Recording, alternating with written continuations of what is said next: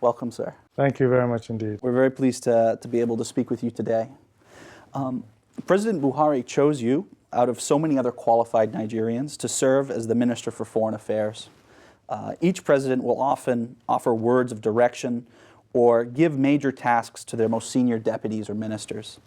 What marching orders did the president give you, and what did he emphasize as some of your most important responsibilities as minister? Yeah, well, I think, really, he, I would say, expected us to know what we should be doing. His vision was clear, so he outlined his vision for the country. So it was really more a question of, he's shown the confidence in us by putting us in that position. So he really expects us to now run with it. In other words, do what we have to do to achieve that vision and those objectives. So which specific vision or objectives do you think are most paramount to what you're working on in your portfolio? Basically, we have the three pillars, of identified priorities, right? The security aspect, the economy, and of course the governance and anti-corruption. So what I did, I looked at those three, and so with security, we understand, we have an outreach in my ministry, reaching out first of all to the neighboring countries who we share a lot of the challenges, like Boko Haram in the north, the Gulf of Guinea, security situation there. So the ministry has been at the forefront in engaging with our neighbors to address those immediate security challenges. Also, farther afield, in the African Union, we also were engaging there for the peace and security architecture that we're building for Africa, including a rapid deployment force. And of course, in the UN, also the peacekeeping aspects. So the ministry is engaged on that. Then with the economy, I felt that we have 119 embassies or missions around the world. That gives us a comparative advantage, a presence in 119 countries. So what we're doing there is we're trying to build an architecture, a matchmaking architecture for to match Nigerian businesses and foreign businesses in each of those countries, building a platform, a database, in which all Nigerian businesses, any Nigerian business, can upload all the details about what they'd like to export, and our people will have focal points in all those countries to promote market access for those products. And then, conversely, for foreign direct investment in those 119 countries, and outreach within them to match them with possible Nigerian partners. So that's how I felt we could make a concrete impact. And then also, in the context of the economy, we notice that, we know that intra-African trade is extremely low. So we're now developing a project, a program, to have about 8 or 9 countries sign up to an agreement for the free movement of business people, because one of the constraints to African trade is the difficulty actually of movement by Africans within Africa. So we're also pushing in that, and we think that if we can obtain that for our business people to be able to travel to a lot of these countries freely, that'll also promote economic development. And so that's another area. And then of course the question of the governance area. A lot of work that's being done within the ministry to really address the institutional governance issues there, and also in our missions abroad, and in our engagement with the diaspora, the role of our consulate in all these countries around the world. Mm-hmm. Great. That actually leads me to my next question, which is, I've spoken to numerous Nigerians living abroad, either as students, as expatriates, or working abroad in some capacity. Nearly every single one of these Nigerians have bemoaned their embassies and consulates. They complain about the challenges of renewing a passport, the extremely complicated systems used to interact with these embassies or consulates, and virtually every consular service which is offered. Many have told me that dealing with their embassies and consulates is a reminder for why they left Nigeria to begin with. What are you going to do to fundamentally overhaul the consular services for Nigerians abroad? Yes, we're working very hard at that. We want to, first of all, rationalize the staffing in all these missions. We feel that there's the recruitment processes, have in many cases been really flawed. And we want to have embassies and mission that are fit for purpose and have a much more a results-based management system introduced into all of them, with clear objectives, clear deliverables, and a real business structure to them. We're going to read them the Riot Act, and we're going to impose a greater level of oversight and a mechanism, I think, for also getting feedback from the clients and customers. We really have to get these people to understand that they're providing services. And so we want to put in place a sense of a business culture to that. And coming with that will be the whole infrastructure for oversight and ensuring that those services are performed, an evaluation system, and all the basic mechanisms for evaluating performance. So it sounds like, but I don't want to put words in your mouth, it sounds like your main emphasis in terms of providing better consular services and reform within some of these missions or consulates or embassies is a cultural change, changing it to a culture. It'll be two, a culture and also putting the right people in there to do the work. I think in the past, a lot of the appointments and recruitments to these positions have just been done, in a very unscientific way. It's basically, connections, who knows who, and that kind of thing. Yeah. So we want to start ensuring that people who are doing specific tasks, come with requisite skills as much as possible. We'll try and do that.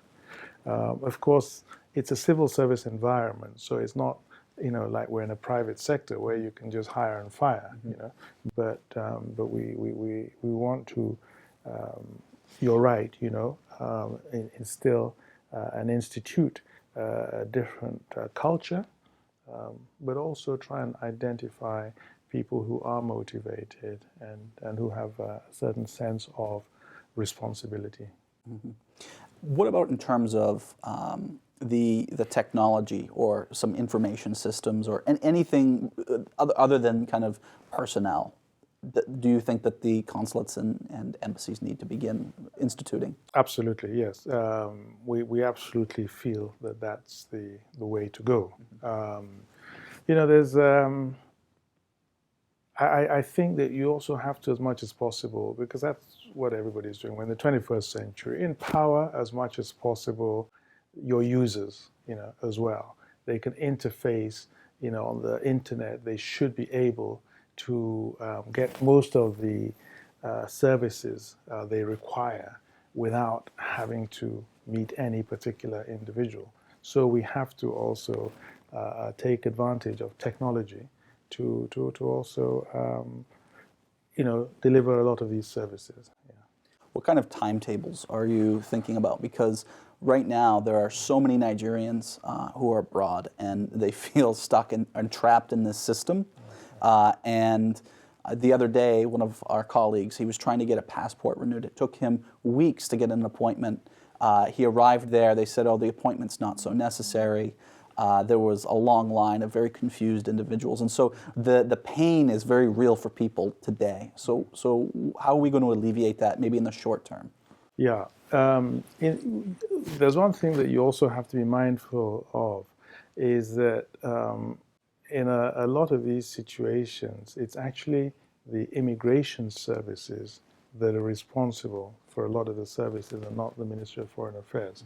So, you know, we have to do this together with the immigration services. And I think it's, in terms of timelines, you know, it's something that we want to start like, it's like yesterday, but it really is right up there on our priority list. We're about to send out the new batch, you know, going out to all the missions and appointing ambassadors, and we're really going to provide them with, you know, expectations, what we expect them to do. And in a lot of these situations also, I think very often it's a question of also accountability. You know, which individuals do you hold responsible for what? And I think we're going to have to start instituting also that. You know, that's something we're working at, that the buck stops at X person in every mission. So if there are complaints, it's your head that'll be on the block. So it's your responsibility to ensure that the staff under your supervision are doing what they have to do.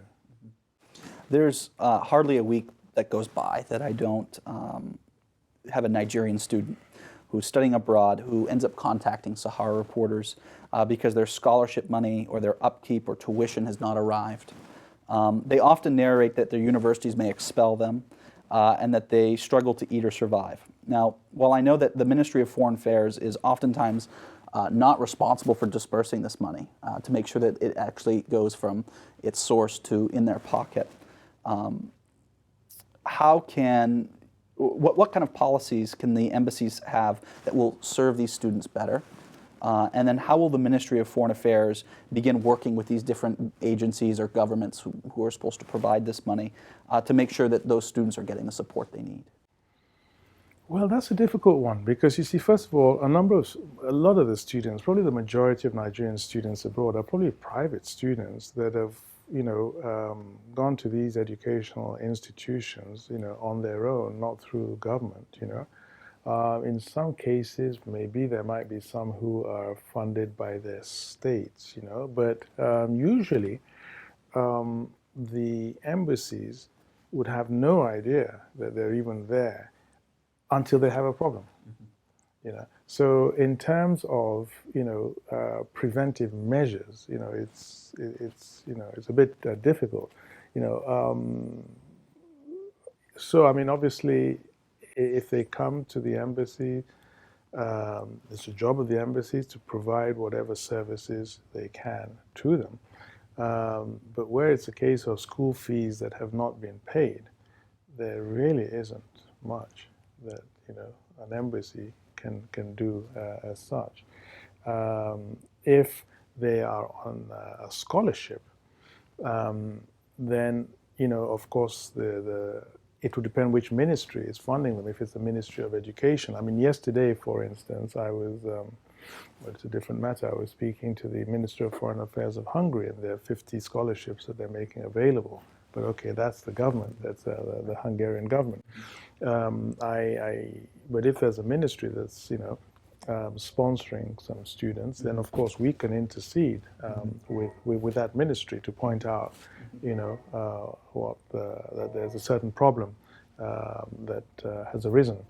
But beyond that, it's, you know, it's really difficult because, I mean, you know, there's a freedom of people to come and go, to visit whatever country they want, to go to school wherever they want in the world, and it's just a freedom that exists, and they don't have to go through, and they don't go through the government for all that. But of course, if they have problems, you know, with paying, that's really, you know, there's not much we can do about that. You know. What about in the instances where so much of the correspondents and students who are speaking out, they're really saying that they're languishing, that the money that they have to survive off of is not coming, and so that they're food rationing, and this is such an overwhelming response that maybe we might be able to say some of them are sometimes exaggerating, but it's so often, it's so prolific that they feel like they're going to be kind of kicked out of their universities, and it's going to be hard for them to even return home. What is it what kind of services are you saying in instances such as that the embassies and the ministry will be able to provide for those students? Because this is something that is on their mind and they're very concerned about. Yeah, I mean, if it's to pay their school fees, the embassy does not have the resources to do that and is not in a position to do that. If it's that they cannot return to their country, back to Nigeria, then there are mechanisms with the host country to arrange that. In fact, it actually falls more within the domain of the host country, because if you're no longer attending a school, and we have this all the time, and you still stay in the country, and the terms on which you've been permitted to come into the country is no longer being complied with or respected, you become an irregular migrant and possibly an illegal immigrant if you haven't left the country. So at that point, now the internal processes within the host country kick in, and they're looking at deportation or whatever else it might be. At which point they will then contact the government, and then we'll start looking at providing whatever consular services they need, the legal services that they might require.